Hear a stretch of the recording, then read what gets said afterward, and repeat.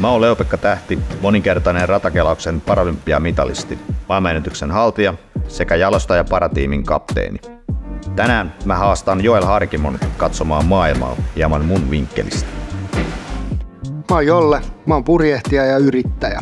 Tällä hetkellä mulla on tähtäimessä maailman ympäri yksin purjehdus. Mä oon aika monessa ollut mukana, mutta tää on eka kerta pyörätuolissa. Moro Lepe! Moro! Kiva. Mitä mies? Kiva olla täällä. Miksi oot lähtenyt tähän haasteeseen mukaan? Mä uskon siihen, että elämässä oppii nimenomaan kokemuksien kautta ja sille asettuu toisen kenkiin niin sanotusti. Kyllä. Mitä mä voin odottaa Lepe tältä päivältä? No seuraavaksi lähdetään ainakin kikkailemaan metrolla kohti kaupunkia. Oot sä valmis? On. Hyvä. Mä joudun lähteä skabaa sun. No miten julkisin liikkuminen? Onko se helppoa? Käytät sä paljon julkisia? En kyllä käy paljon. Siis auto on vaan niin paljon yksinkertaisempi ja helpompi. Ja sit kun yleensä on aina harjoitusväline mukana. Joo. Et sit se on tosi työlästä alkaa niitä roudailee metroa tai junaa tai jotain. Ja... Mitä on sun mielestä tärkeää ottaa huomioon julkisessa liikenteessä tai sen käytössä esteettömyyden näkökulmasta? No et se olisi mahdollisimman mutkatonta. Kyllähän tää nyt tää metro kun täällä on, niin tää näyttää kyllä tosi helpolta. Täällä on Jutta. Pidä kiinni. Joo, se kahvat tosta kiinni. Tota mä edes funtsan. Joo, kannattaa laittaa jarru kiinni. Joo. Mä meinasin olla tuo vaanunpenä. Miten muuten matkustaminen, lentäminen ja onko se tarpeeksi helppoa vai? No joo, siis lentäminen on, täytyy tietysti toivoa, että se pyörätuoli tulee sitten mukanaan. Niin. Joskus se pyörätuoli Kanadaan, Toronto. Okei. Tuntui vähän läpältä silleen, kun päästiin Helsinki-Vantaalle, että silleen, että joo, että sun pyörätuoli jäi Kanadaan. Mutta se tosiaan sit tuli seuraavan päivän se pyörätuoli. Kyllä se äkkiä tuli, kun se on sellainen asia, että siinä ei vaan voi tehdä virheitä. Ei niin kyllä. Siinä pitää ehdoton nollatoleranssi. Joo, kyllä se nimenomaan. Joo, ne on mun jalat. Kyllä liikkuu.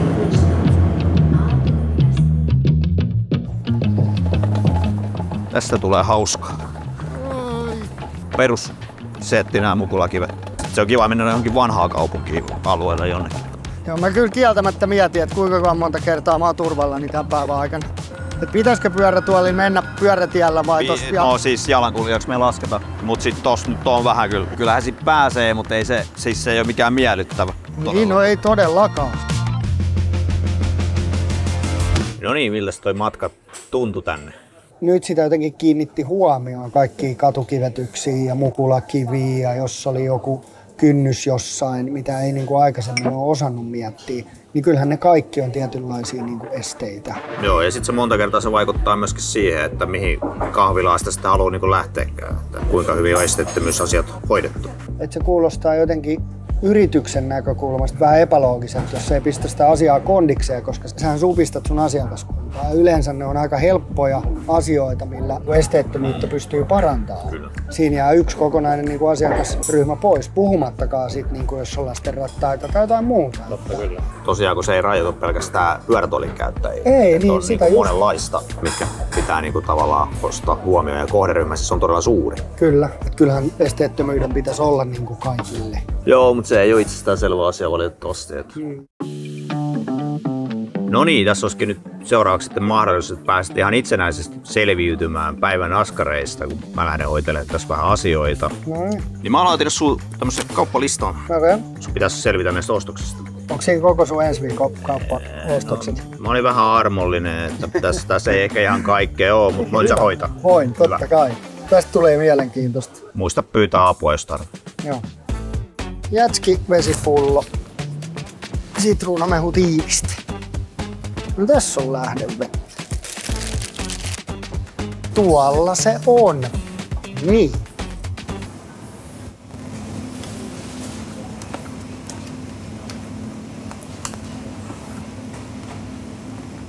Yes. 2/3 hoidettu. Sitten otetaan spessutuote vielä Lepelle ylläriksi. Parasta hernekeittoa. Toi on nyt perinteinen. Lepe veti aika kovat kelaustreenit tossa, niin otetaan tämmönen reilusti lihaisa. Seuraavaksi haetaan jätskiä. Siinä Lepe on kyllä oikeassa, sanoi mulle aikaisemmin, että ottaa sun pitkät kädet.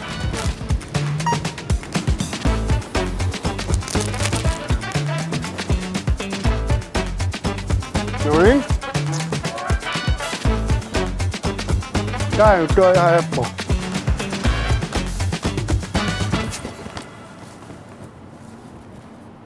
Tää katu on vino toiseen suuntaan, niin tästä menosta tulee niin todella paljon vaikeampaa. Tässä on varmaan hyvä hetki soittaa taksi. Mä tarvisin ton taksin tähän Pursimiehen kadun puoleen väliin.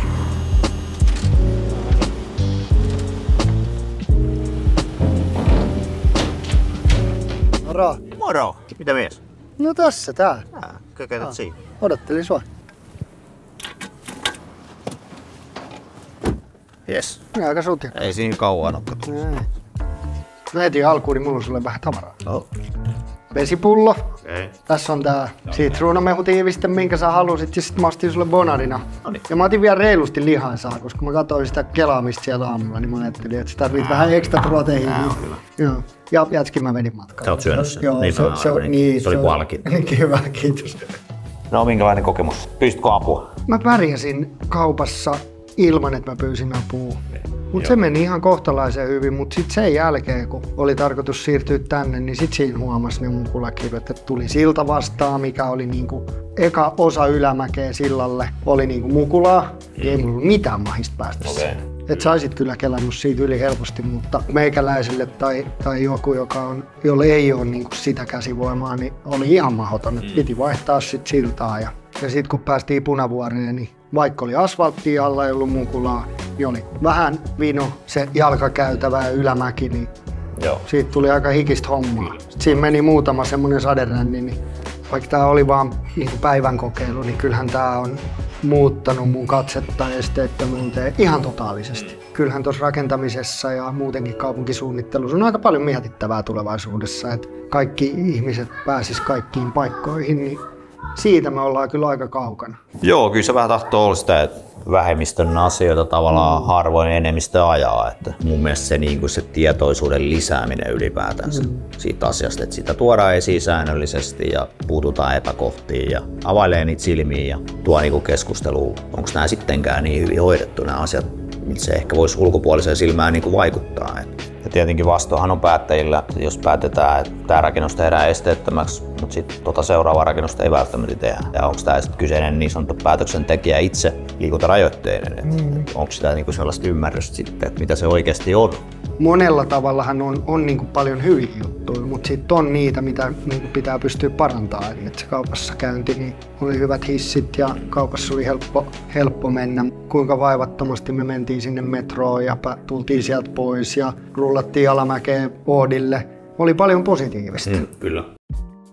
Sitten mun on Lepe pakko sulta kysyä, kun mä oon ite lähdössä vuonna 2026 purjehtii yksin maailman ympäri ja se on niinku, tulee olemaan mun elämän isoin haaste, vaikein juttu. Sä oot yksi menestyneempiä suomalaisia urheilijoita, niin mitä vinkkejä sulla on niinku itsensä ylittämiseen? Sulla on varmaan yksi yhdistävä tekijä, mikä mullakin on, eli intohimo siihen tekemiseen ja sydän ja palo, että kaikkihan se kumpuaa sieltä. Kyllähän se vaatii sitä sitoutumista ja mielen lujuutta, mutta se on vähän niin kuin sellaista automatiaa tietyllä tavalla. Sä haastoit mut tähän. Tää oli mulle tosi erilainen kokemus. Monella tavalla silmiä avaava, mutta samaan aikaan aika hieno kokemus. Niin mä haluaisin kutsua sut ensi kesänä purjehtiin. Noniin. Otatko vastaan? Otan niin. Hyvä. Todellakin. Ja mä luulen, että sä saisit aivan tykkikansimies noilla käsillä, niin että susta saadaan tehtyä kunnon merikarhu vielä. Vetää sanottuna. Onko sovittu? Ihan varmasti. Hyvä. Kovia. Hyvä.